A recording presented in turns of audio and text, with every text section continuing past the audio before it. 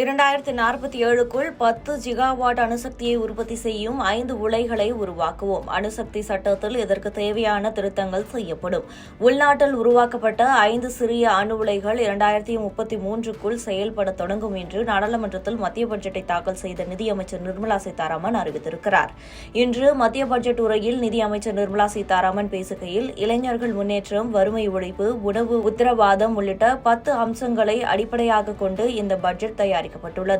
தனம் தானிய கிஷான் யோஜனா திட்டம் மாநில அரசின் பங்களிப்புடன் செயல்படுத்தப்படும். பட்டியலின பழங்குடியின பெண் தொழில் முனைவோர் 5 லட்சம் பேருக்கு தலா 2 கோடி ரூபாய் வரை தொழிற்கடன் வழங்கும் திட்டம் தொடங்கப்படும்.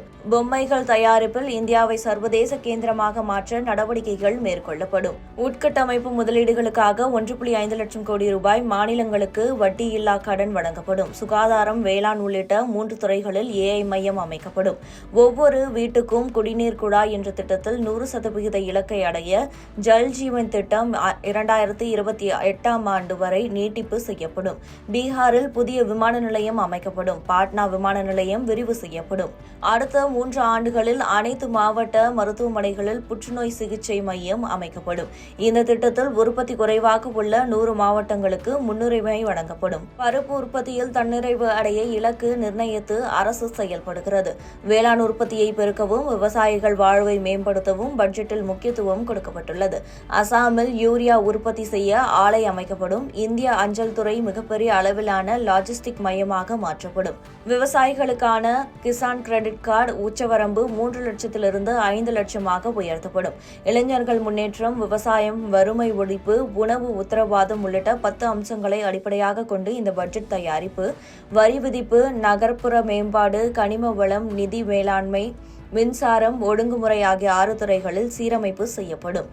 அன்றாட திட்டத்தின் கீழ் துவரை, உளுந்து, மைசூர் பருப்புகளின் உற்பத்திக்கு முக்கியத்துவம் அளிக்கப்படும். பட்டியலின பழங்குடியின பெண்கள் 5 லட்சம் பேருக்கு தலா 2 கோடி ரூபாய் வரை தொழிற்கடன் வழங்க திட்டம் செய்யப்படும். ஏழைகள், இளைஞர்கள், விவசாயிகள், பெண்கள் ஆகியோரின் வளர்ச்சிக்கான நடவடிக்கைகள் இந்த பட்ஜெட்டில் மேற்கொள்ளப்பட்டுள்ளன.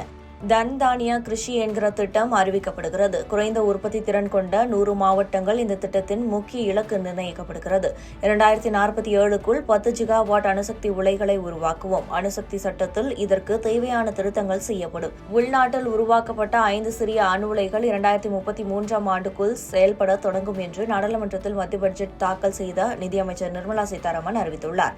அணு உலை தொடர்பான அறிவிப்பை வெளியிட்ட போது பிரதமர் மோடி மேஜையை தட்டி பாராட்டுகளை தெரிவித்தார்.